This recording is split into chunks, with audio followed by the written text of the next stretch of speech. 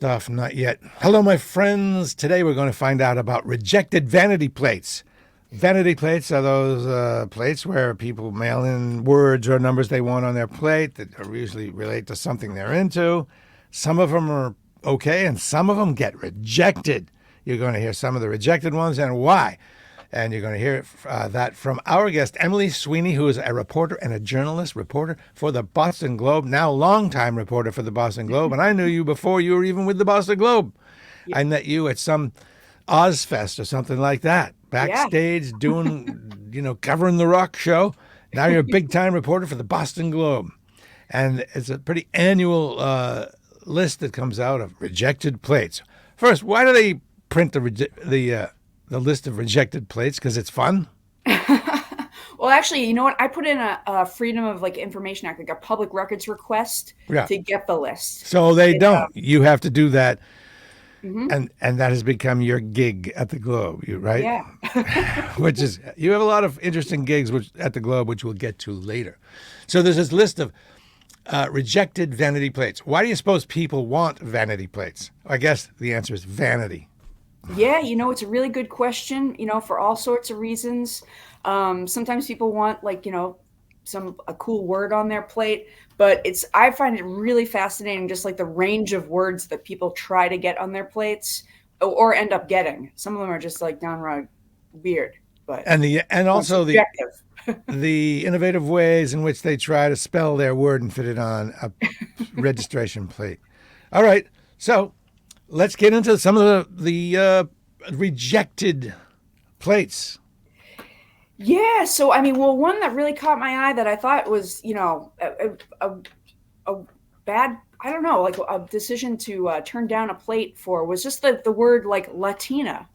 That got turned down. And the reason why it got turned down, the registry said that the person didn't explain what it meant, which I think, LATINA. Pretty self-explanatory. Yeah, if you ask me. But so that got turned down. And then I looked at other plates, though, that got approved in the past. And the word Irish has been approved in the past. So, you know what I mean? I kind of called that out in my story. Yeah. Shaking a fist at you, registry. Why I oughta. And then another one that I thought was strange to get turned down was the phrase FOMO, FOMO. Right. Now, you and I've always thought it's fear of missing out. Correct. You'd be correct. Well, that was deemed to be possible profanity by the RMV, the censors at the RMV. Is there one person or a group? That's a really good question. Is it the whim of some bitter person, or is it a core of reasonable persons? We're going to get to a guest in a little bit who's really into legal stuff, and I think you might be able to challenge this. I mean, it's not like it's a business, right, where a business can do whatever they want, but it's the government, and the government is restricting free speech that's not obscene. Latina is in no way obscene. So I'll ask that question of Dr. Philip Kate later, what he thinks about that. Mm-hmm. All right. Latina and FOMO rejected. Yeah. And no, what was the reason on FOMO? Could be profanity. Could be profanity. Could be profanity. Well, anything could be profanity, I guess. Right? And just a couple other ones that got approved in the past. Again, just to show that some of these plates that got turned down, in the past, Big Butt got passed. There's somebody probably riding around with a plate that says Big Butt to this day. How'd they spell it? Big Butt. Big Butt, BIGBUT. Big Butt. Yeah. Okay. Now, see, if I were it depends on whether they're talking about their own big butt or someone else's big butt. Correct? You can't go around shaming people with your registration plate. Like it's, it's my big butt. Next, and then we'll go to one of our guests. Okay, yeah, and also somebody got WTF, and that passed a few years ago. Which is profanity, I always thought it stood for what the F. Yeah, which it does. So I think that there should be some sort of review of the process. I actually want that job. I think that'd be Right? such a fun job, as I mentioned to you. All right, let's talk to a guest here. Let's talk to Philip Kate. Are you there, Philip Kate? Hey, I there he am. is. Where are you I'm coming to here. us from? You're coming to us from New Hampshire, right? I'm here in the bastion of free speech in New Oh Hampshire. yeah, it's totally different. So Well, say it's hi to funny. Emily Sweeney. Hello, Emily Sweeney. Hey, So how nice to are meet you? you. I see you with my colleague Bradley there all the time. Excellent. Um, so it's funny you'd mentioned the courts. There's at least 2 times that I was able to find very quickly where license plate issues have gone to the New Hampshire State Supreme Court. The first one is somebody wanted to tape over "Live Free or Die," and the New Hampshire Supreme Court, he was told he couldn't do that, and the Supreme Court said, "Well, not only do you have freedom of speech, you have freedom from speech." So they allowed him to do that. The more recent Wow. one in the Supreme Court of New Hampshire was a person had the license plate "Cops Lie" go through the censor, and then it was taken away, and he sued in New Hampshire, and the state Supreme Court said, "Yeah, you can keep it." So there's somebody Free out there speech. but it's interesting when Bradley talks about being the censor. There are some very specialized abbreviations, and if the censor is not familiar with that particular group, it goes through. I was in the service for a long time, and there's an expression. I mean, the service is the birthplace, the progenitor of any number of abbreviations. Perhaps you know the dilly gaff. No. No. Well, do I look like I give an F? Ah, okay, yeah. So that one made it That through. made it. That made it. And That's cool. I was driving through town. I live in the southwestern part of the state.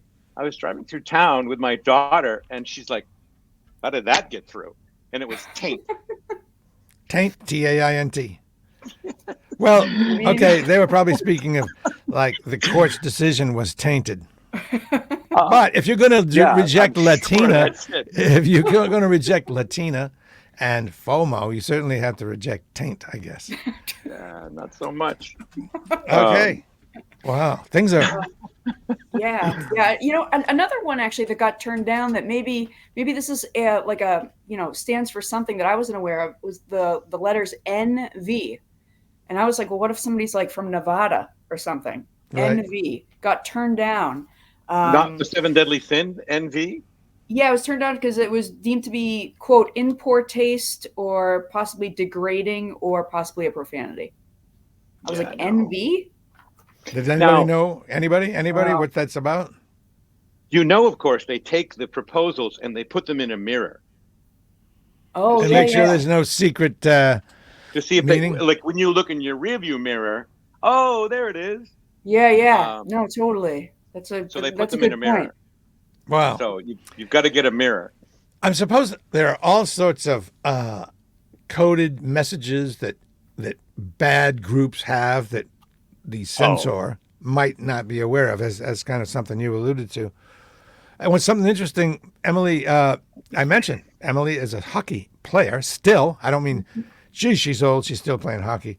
But for a long time, she's been playing hockey. And Phil here, Dr. Philip Kate, was a long time hockey ref.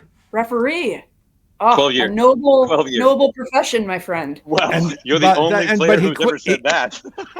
But he quit because it was a thankless job and people were mean, right? Or something like that.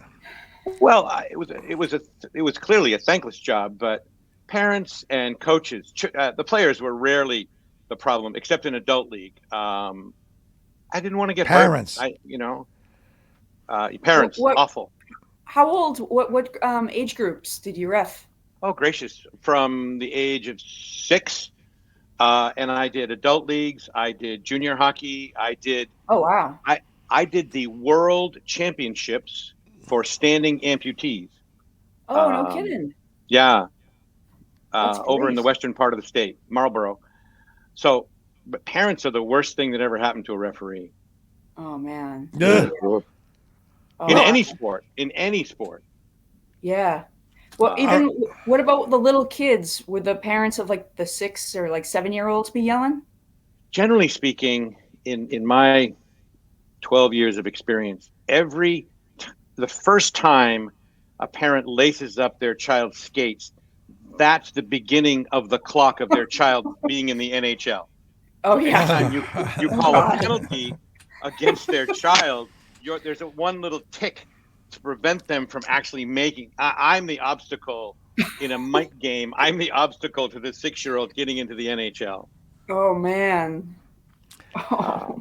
Well, Doc, you're a great guest, and thank you for being with us. I hope you stick around and listen to the rest. We got to get some more of these names. And anybody Of else course. like to join us on the highly coveted secret list of invited guests? If you'd like to do what Phil here has done and join us, or be allowed to join us, be invited to join us to each of these. Somehow get me your email, and then we'll go through we will try to discover whether you should be part of the program. Take care, Phil. Take care. All right. So let's get some more of those names. All right. Yeah. The license plates that. Yeah. that Registration fails. Oh man. All right. Yeah. It's a lengthy list, but again, here's some weird ones. All right. Gatsby. All right. It was spelled GTBSY. Didn't make it through. Again, the reason was same for the LATINA plate. They said that so on the application there was a blank that said explain what this means, and I don't know if the person just did not even write anything. But again, like Gatsby, I think most people have heard of one of the greatest novels of the 20th century, The Great Gatsby. Yeah, so it didn't make it. Another one that didn't make it, which again I thought was kind of weird, was just like the word dilemma didn't make it through. It was like misspelled a little bit, DILEMA. Fab, FAB. You know what I mean? Like the Beatles, the Fab Four. Yeah. Didn't make it through.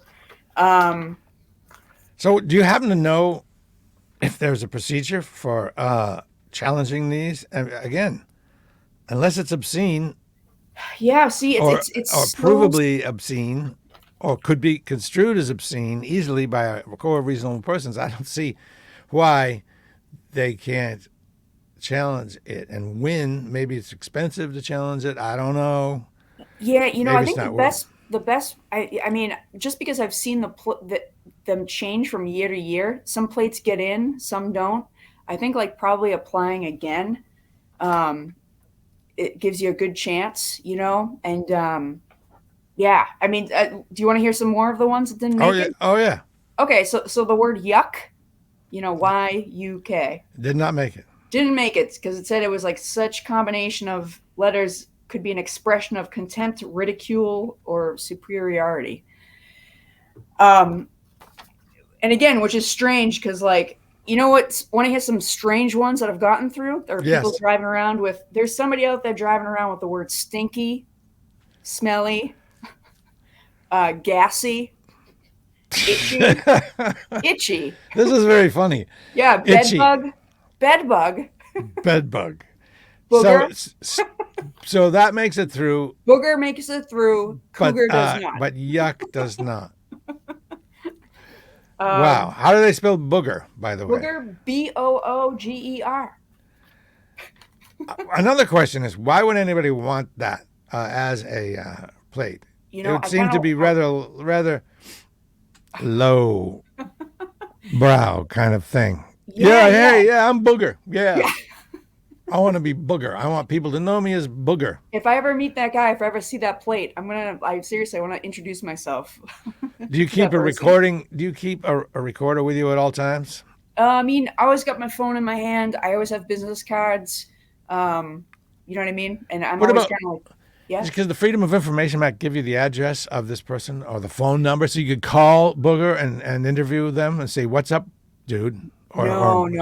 All I get is just the plate. So if I'll have to run into Booger in person and see his car or her car. At some point, AI or whatever the iteration of that is in the future will allow everyone to know where everyone else is. Probably you'll be able to buy an app that will tell you where Booger is. You know, There's probably it would we seem to be probably have that quite technology right now. you would be able to know the location of every car, every registration plate, and if you happen to know, where's Booger now? Oh, Yeah. Booger's at the. I can't imagine Booger would eat at a very fancy place. Probably the Taco Bell. Who knows? Maybe Booger's a millionaire. Maybe he's like some venture capitalist who's like just doesn't give a f. Like, you know what I mean? Like, Right. Okay. Okay. I don't know. More of them that made it through. Okay, made it through again. Like, I mean, the bed bug one got me. I was like, all right, maybe that person's like an exterminator. Maybe, I don't know. Like, Botox, Okay. made it through. Insane, made it through. Right. Schwing Really? is a fun one. Yeah, Yeah, man. That's one. Yeah. Okay. Next. you know, you can read into it as you would. Yeah. Some of them are kind of like we're a little bit sad. Actually, the word "sad" made it through. SAD. You know. Maybe that means they're sad, or maybe they have seasonal affective disorder. You know that actually I didn't even think about that, Bradley. But I bet you're right. And lonely also made it through. Somebody's you know, has that on their plate. Tapped, TAPPED. Another one made it through. Huh. Let's see what else we got here. We got Another a one little. says stolen. Wayne says, wasn't Booger a character from Revenge of the Nerds movie? He was a character in one of those movies. That's true. Okay, yeah. I haven't thought about Revenge of the Nerds since like I don't even know. Right. Since you were in 7. Okay, good call. You know what? I bet maybe that's the inspiration right there. Still, Thanks, Wayne. why would you align yourself with this character? Interesting. Right? Okay. So more of the ones that made it through, those are almost the more interesting than the rejects. I know because you know that they're driving around out there with these. Somebody's driving around with you know, the word stolen on their plate, repoed, sold it. You know, it's clever. Let's see. We got somebody's riding around with Nimrod on their plate. Bimbo made it through. That made it through. Bimbo, yeah. That's definitely, you know, I mean, pretty much of an insult. right? It's not something you would imply to yourself usually. I have so many questions. I'm gonna have to do a follow-up story for sure on this because I'm just Okay.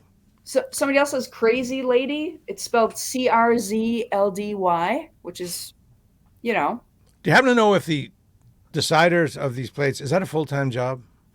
You know, Bradley, I'm going to actually ask the RMV these questions because I'm not sure if it's a committee or a different person or a group of people. All they told me was it's the special plates department that reviews the plates. So I'm going to find out.